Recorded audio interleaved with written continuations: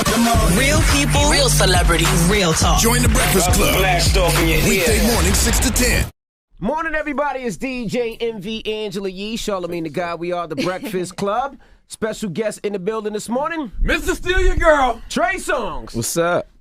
He in here early working on Angie. Early. I just took my glasses. They look good on her. You like him? I like them. You want them? Oh, wow. Yeah, I want him. Now, how often does that work, Trey? You give a girl your shades, tell her she look good in them, then after she want them. I really like my shades. Forget the girl. I really like my shades. I really don't give them away generally, but they look good on Angie. Now, I haven't seen you in a while, man. You out there doing all kind of stuff, peddling booze and... Peddling booze? Why'd you make it sound like that? Damn. You've expanded the empire. You took it to the 20s. I'm out here peddling booze. Prohibition. We appreciate you. Prohibition, getting the cases across the water. There goes right behind you. right there. Yeah, believe that. Now, I was reading about you in Forbes and your SX deal and how much you increased the amount of cases that they sold once you signed on with SX. Right. So that's good for you. I guess you figure you have a bit of a stake in this now. So No, most definitely. I'm an owner, partner, and like the brand's been around for 7 years. So just my involvement in this year alone has like increased it way further than projections were. And it's just it's smart, and I really love it. You know, Right. In actuality, for me, because like I say bottoms up, 2 reasons, like drinking anthems, I make those all day. So when the opportunity came along to coincide with the brand, it just made sense. And if you look at you look at the bottle, you see what's happening right there. It's actually a woman's body. Really? Yeah, like if Angie stood up and crossed her legs like so. Angie ain't got no curves like that. Well, But that is actually Charlamagne's color of his skin. So that's interesting. I'm more than Negro. Hand me that one. Hand me that one. That's me right there. I'm Negro. That's the cafe. That's the cafe. The Negro's right there. You know Look, it ain't that bottle. You're more clear. Negro. Hell no, you ain't that bottle. That ain't this Calypso. No, you're not Lemon Calypso. and mint. Right. You definitely got the Negro. The Negro, you used to be that. I cleaned it up a little bit. No more Go now. see a dermatologist, scrape the toast off a little bit. Oh, my Why do you have a drink called Negro? It's called Negro, actually. Oh, It's actually Spanish for black. same difference. Oh, it's just ignorant of Now we you just to think that I did that. When I saw it, I said, man, Trey keeping it real. I made a drink for my people. For your people, bro. I went straight in and I Word wrote up. Negro in white. Exactly. Just so it don't Now, get- before you walked in, Charlamagne was disappointed. He said, Trey's been staying out of the headlines a lot lately. What's going on with Yeah, we this guy? couldn't find much. What can we make up Really about good Trey headline Songz? type of guy, though. I mean, I'm in the headlines for for music, for True the indeed. for the most part. That's what I do. That's my profession. I think it's been a good 10 years for me trying to stay out, out of the way of negativity. I think I got a lot of my negativity and a lot of crazy videos and people, before the phenomenon of Instagram and all of that came along, like when I had braids.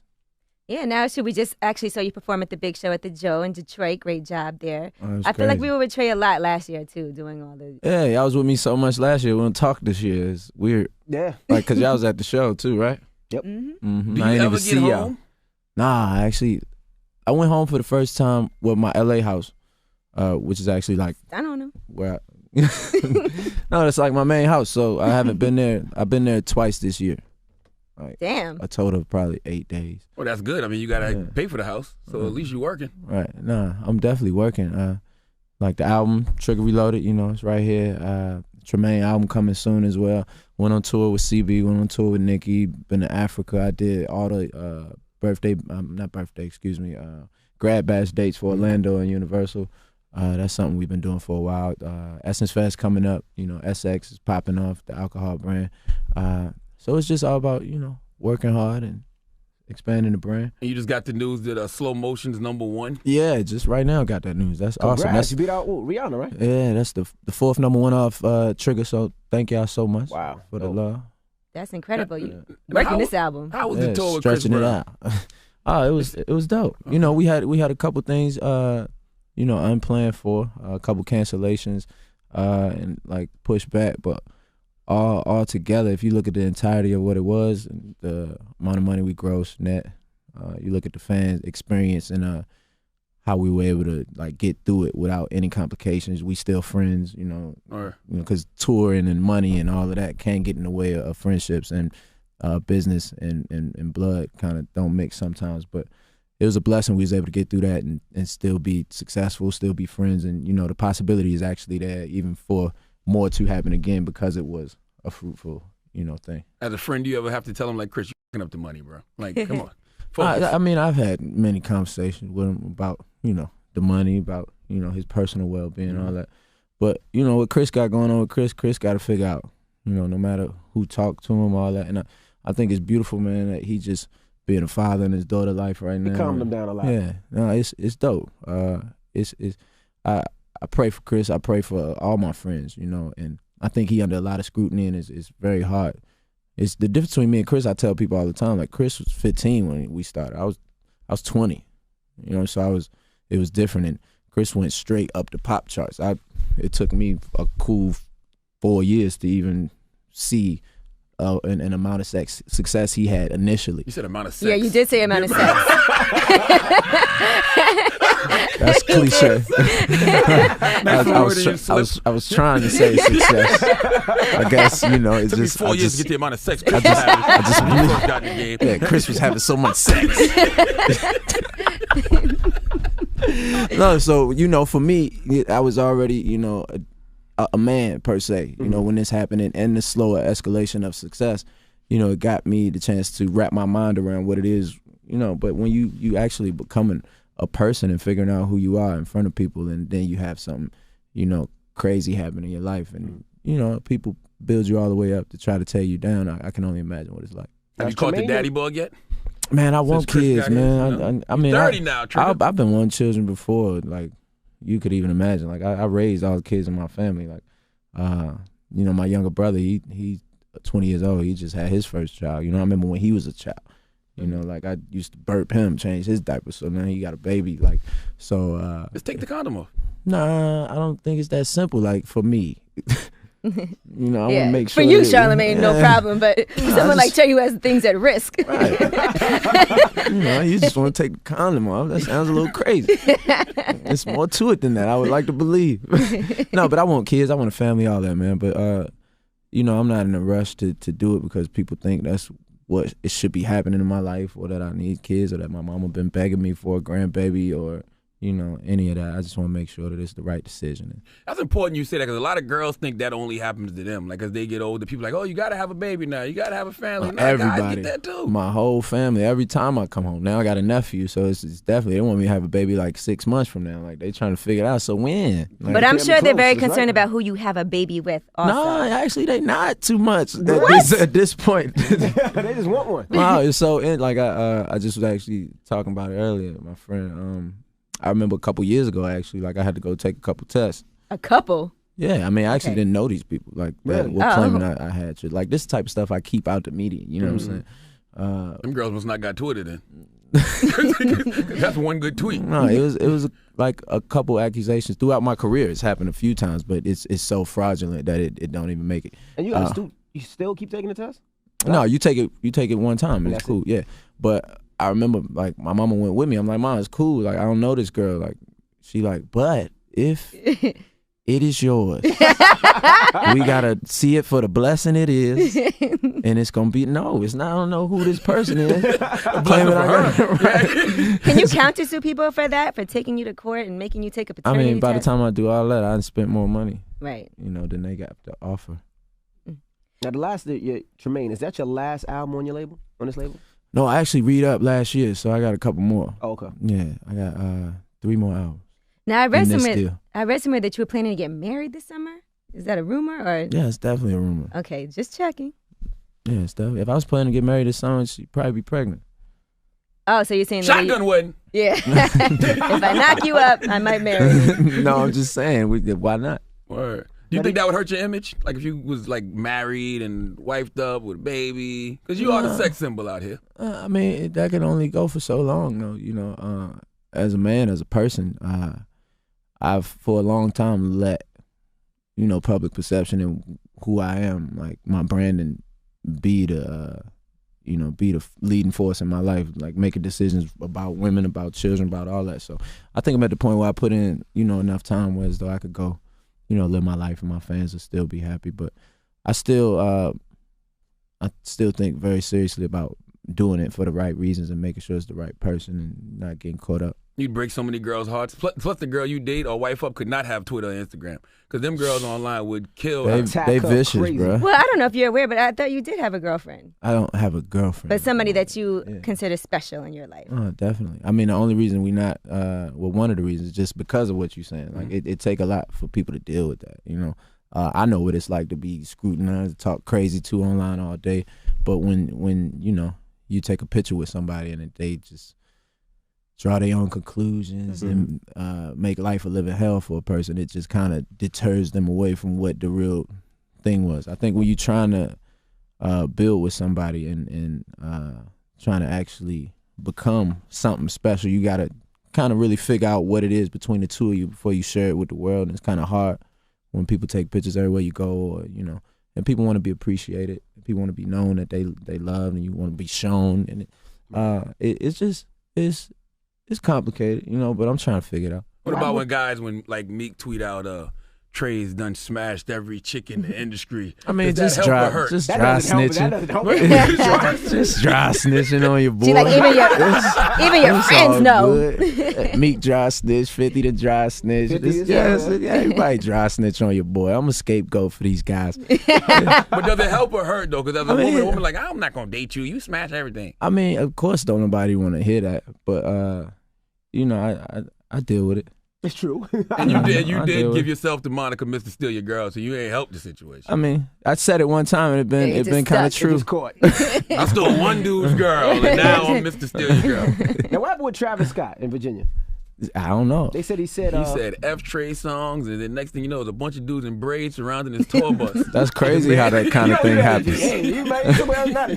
That's crazy how that kind of thing happens. I don't really know nothing about it. Do you think that he probably thought he could get away with that because Trey's R&B, but he ain't? I mean, realized Travis Trey's Scott. The was a next day he DM'd me and apologized. I ain't really tell nobody that, or that ain't for nobody to know. But he ain't really mean that. He ain't that kind of guy like that. Why though? Why did say F Trey? That's random. F Trey Songz. Man, I'm sure there's a lot of people feel like that. He just started saying what was on his mind at the time. Sound like Trey stole his Must girl. be over a woman. It's all good though. You just man. met his ex-girl. You ain't realize it though.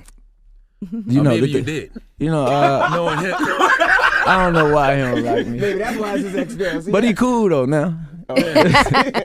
The bus gets surrounded. Lord have things change. Do you get those calls though? Like, hey, bro, somebody just I get all those calls, but I'm so far removed from that, man. Like people, like still at this point in my career, associate me with R&B and women and all that. So somebody might try me or think something sweet, and I gotta kind of look to the side, or I'm at the point where that don't matter no more.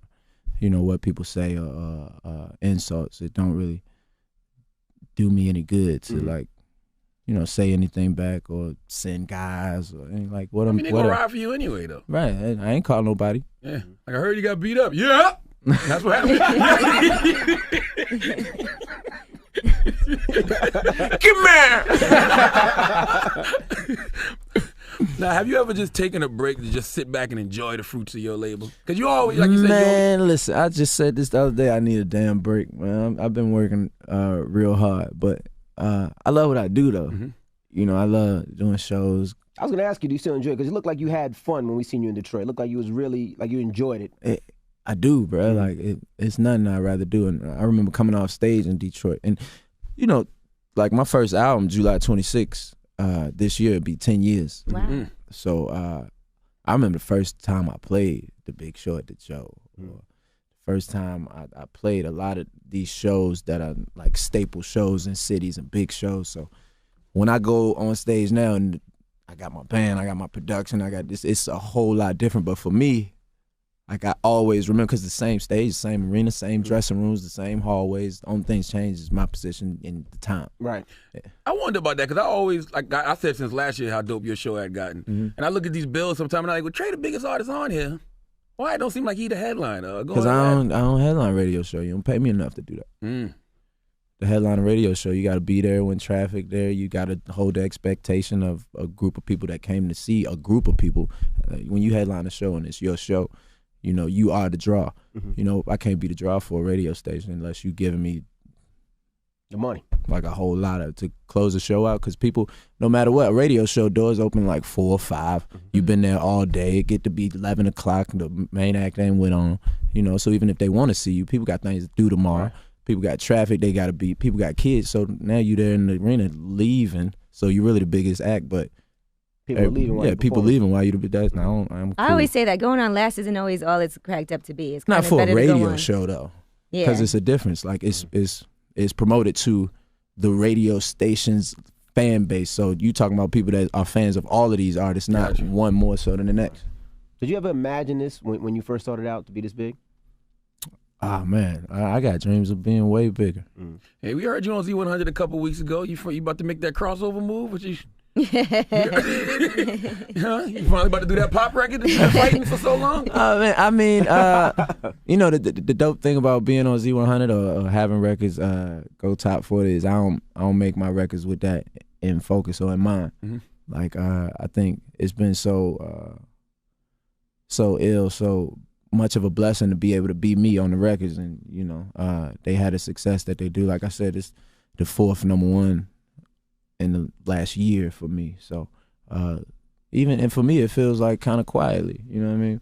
But I'm just all about, you know, making sure that even at this point in my career I'm still thriving for the best me, still thriving to be better than I was yesterday, to make records that are real to me, to make records that my fans can relate to even at this point.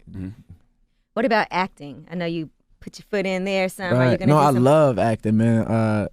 But like this year's been so busy. It's been a lot of opportunities that I've actually missed, like due to touring or unavailability. But I definitely want to make sure that I don't leave that world for too long, because, you know, you got to stay present and within that mindset as a creative person to make sure you actually good at it. You take too much time away from something, and you know you got to start all the way over with your classes, with your actual presence and awareness. But I love acting. And you have a dream role or a director or somebody you want to work with? I think just a comedic, a comedy romantic joint. I can see right that. Now, I want to be an action guy too. Like I want to jump over cars and shoot guns and, you know, save the girl. I want to do all that. You want to live your old life on screen. When you had the braids. You was jumping off stage. When I was jumping. He had the braids. Listen, you always want to bring up the crazy. You want to relive your old life on screen. You want to jump over cars and shoot guns. Now, what roles have been out there that we probably know of that you could have had? And like I won't say the roles, but just the films in particular, like the barbershop, the shooting right now, like the being able to even not to audition, sit down with Cube or not, you know, being overseas, you know, you get back and that's in full production. It's a couple others as well. Would you have done Empire? Yeah, I actually would. You know, depending on what the role consists of. I don't know if I do Empire as Trey Songz, because that doesn't really do anything for me as an actor. You know, it would probably increase my brand within that space to those Fox viewers that aren't really aware of what's up. But at the same time, like, I probably would want something a little better. Now, I saw your thoughts on the Charleston shooting. Do you believe the answer to hate is simply just to spread love, like you said? I think, man, if you look at the course of America's history, it's been, you know, things getting shaken up that create change, whether it's done violently, non-violently. It's been the speaking about it. It's been the gathering of people to say that we have to have change of a certain sort. And I think it's just a little devastation that these things are happening now, and it's being, you know, swept under the rug, where, you know, a young man gets arrested and shot up, and they bring up his negative past. They call him thug, you know, gangster this, but, you know, boy going to church and shooting 9 people, and they talking about his broken home and, you know, his mental condition. But, you know, it's mental condition for people that's in urban environments too. That we never get notoriety for that. We never get we never get the star after you done something crazy. Like they make a note to point out the problems for a person. We're just thugs. Right, we just thugs and gangsters, and it's sad, man. Like when the Charleston thing happened, I really, because I know Charleston, you know, I'm from Virginia. I've been through that a lot of times. Mm-hmm.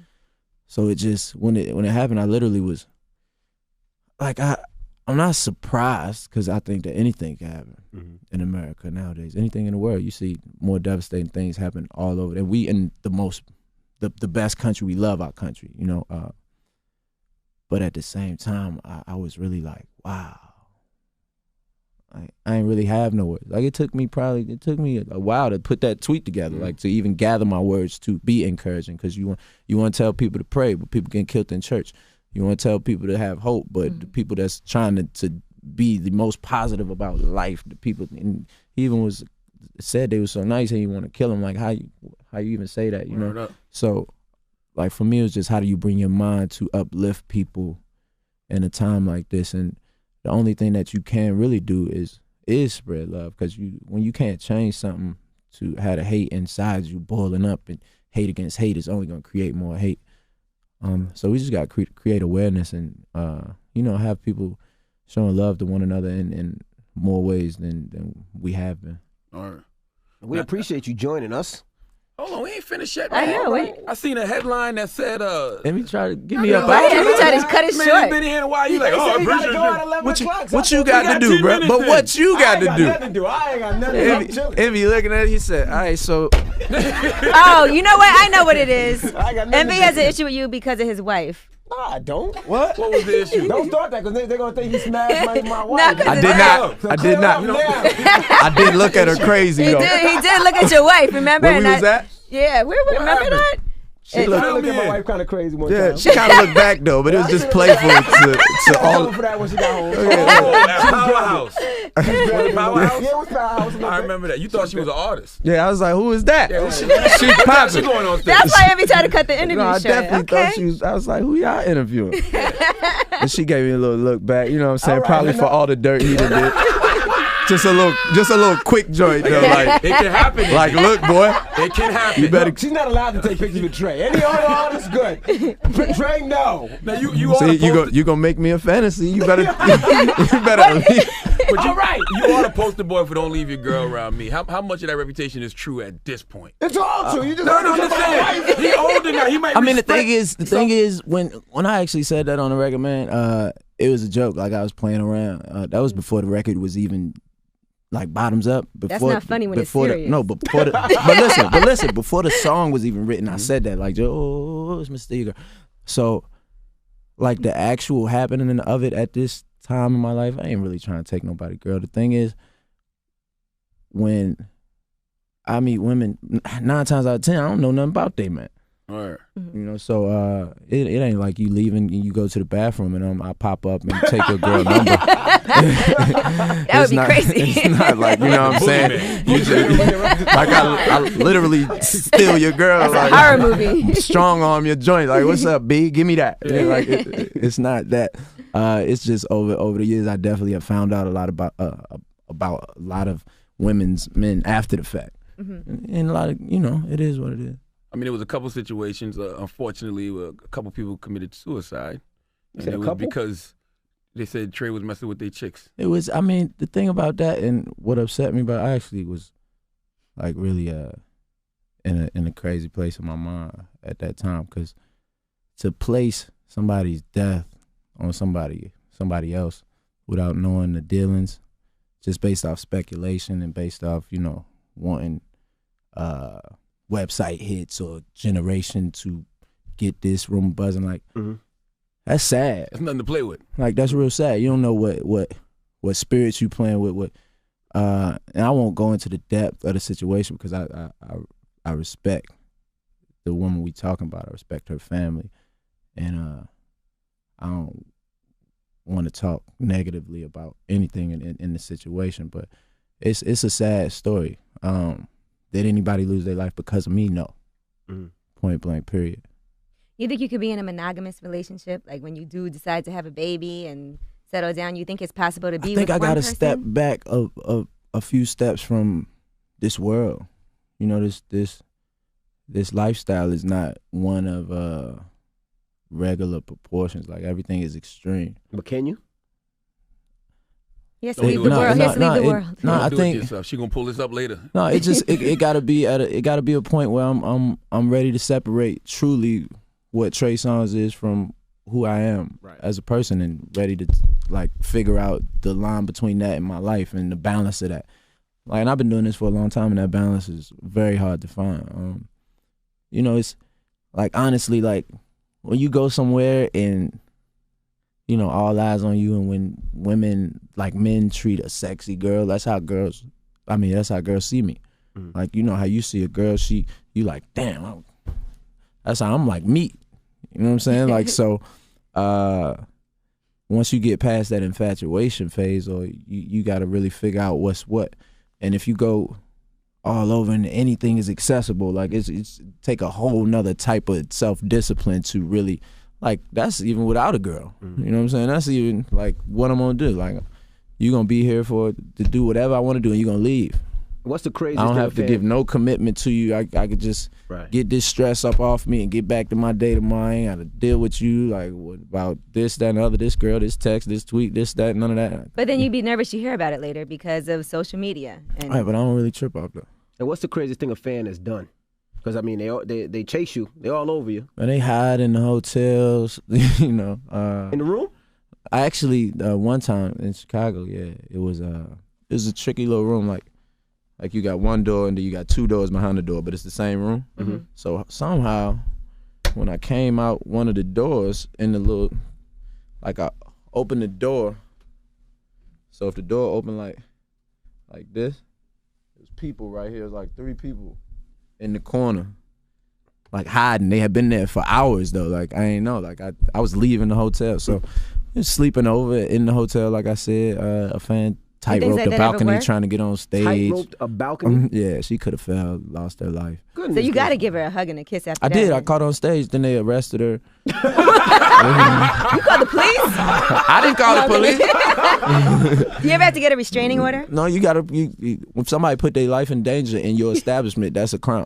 Do you ever have to get a restraining order against anyone? I have. I'm looking for this person though. That I gotta, like. I'm trying to find. I ain't gonna give it too much time. I ain't gonna talk about it. But I want to put a strange note. You got a stalker or something? I do, man. You got one too. You got a crazy one too. Yeah, I'm trying You not do? to talk about it because I don't want to give attention to it either. Right. You gotta speak about this kind of stuff, Trey. You don't, man. My phone start ringing right now. She got your number. Connections. I'm telling Damn you. You gotta speak about this kind of stuff because it's a double standard. People think men don't have stalkers. You're objectified all the time.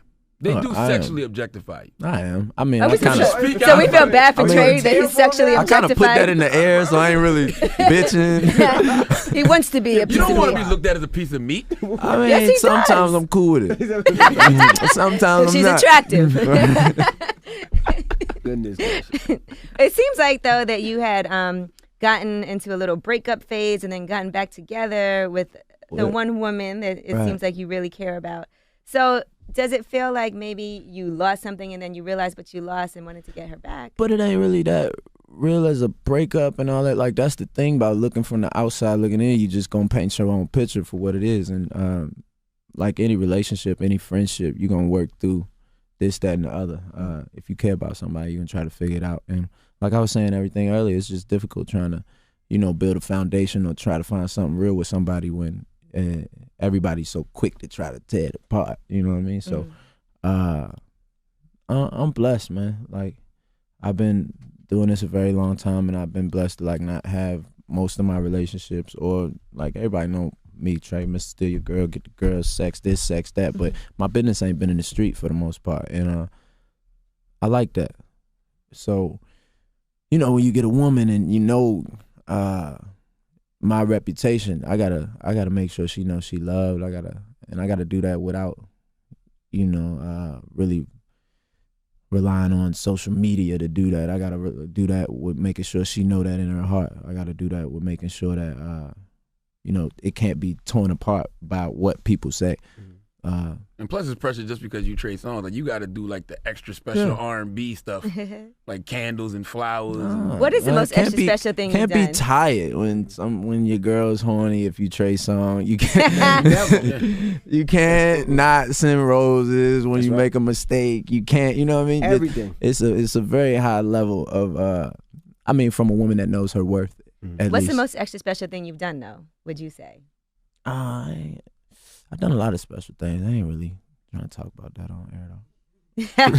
There you go. And I saw you on Andy Cohen last night. Yeah, that was fun, man. Lipstick Alley had a headline that said, homophobic singer Trey Songz What? is going to be on Andy Cohen. Why I gotta be that? Exactly. That's what I'm saying. Where did it come from? Though? I was like, when did Trey become homophobic? I go from at first I was a homo. Now I'm homophobic. they don't know what they want me to be. They want me to be gay. They want me to f your girl. They want me to hate the gays. They don't know what to do with the like. Damn. Figure it out. I got this liquor, man. That's sex, man. Peddling this booze. I got Trigger Reloaded in stores. Slow motion #1 right now. Congrats. About You coming next, man. It's the Breakfast Club. Thank you. Close it out. Trey for closing it It's out. over. It's over.